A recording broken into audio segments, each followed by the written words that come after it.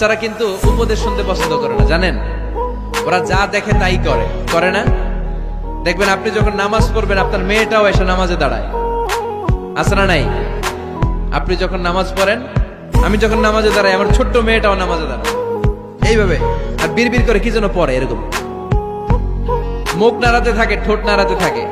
ও ভালো করে কথাও বলতে পারে না, কিন্তু বিড়বিড় করে, কারণ ও আমাকে দেখে আমি বিড়বিড় করে কি যেন করি। ওর মাকে দেখে এইভাবে দাঁড়ালে বিড়বিড় করে কি যেন পড়ে। সে আমাদের মতো অনুকরণ করতে চায়, আছে না নাই?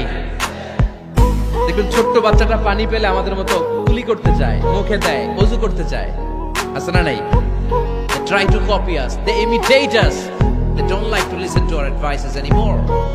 তারা আমাদের উপদেশ শুনতে চায় না, তারা আমরা যা করি তাই করতে চায়।